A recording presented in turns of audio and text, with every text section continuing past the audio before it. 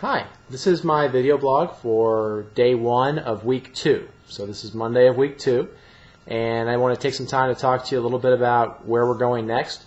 The big assignment for this week is going to be completing part 1 of your interviews for your moral dilemma interview analysis of barriers assignment. So we've already talked about what that assignment is. I've created a screencast that shows you the document a little bit. The document's been online since day 1 for you to review.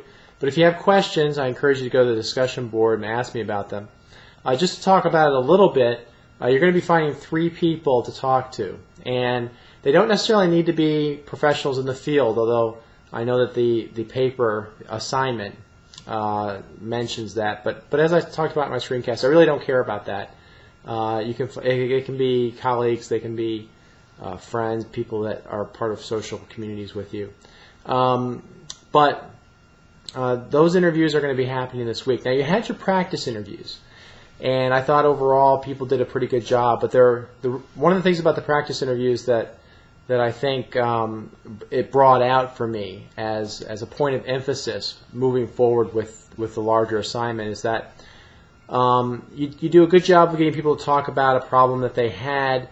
But the sticking point is always getting people to talk about the different possible options they considered, or what some of the challenges were that they had to overcome in order to actually follow through. And the reason that's difficult is that oftentimes after the fact, it's very easy for people to reconstruct their memory a little bit and make it seem like it was a clear-cut decision. Or not even really remember some of the angst that they went through or some of the multiple possible solutions that they had considered.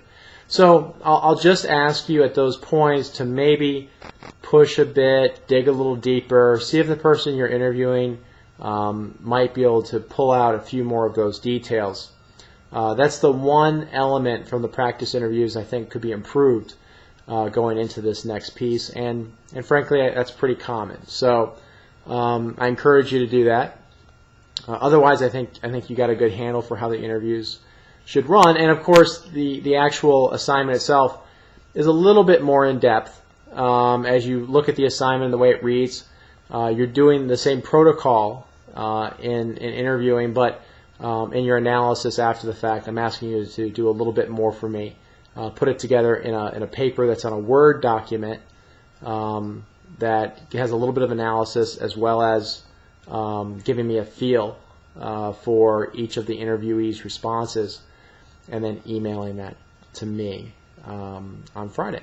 So because that's a primary focus of what we're doing in class, we're not going to have as heavy of a discussion load as we did in the first week. I'm giving you some more time to handle that interview assignment.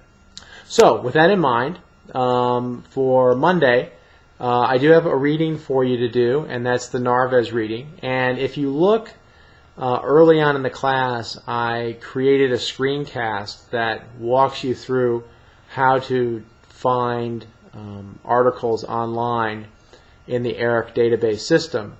And the sample I use, the example I use in that screencast, is in fact a Darshan Narvaez article. So hopefully for this class, that screencast will be right on target, and you shouldn't have any trouble finding it. Just remember, you're using your UARC ID and password to log into that library system and to get this article. And keep in mind, I've identified specific pages that I want you to read for Monday.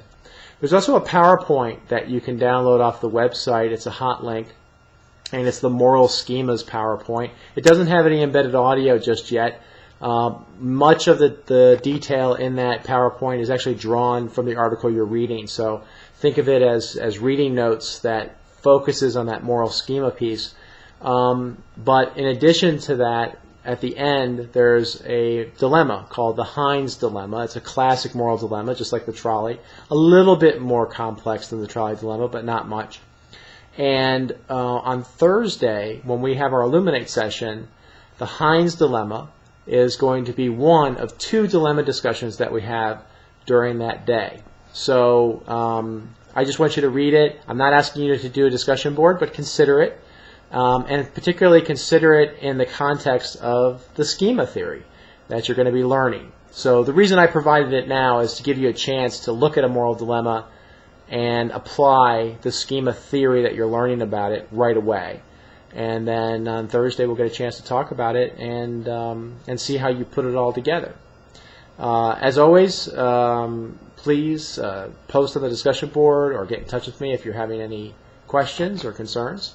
I've enjoyed reading the discussion board so far. I think with first week under your belt, you did a fantastic job. 20% of the class is already down, and I'm very happy with the way it's gone, and very excited about a productive week 2.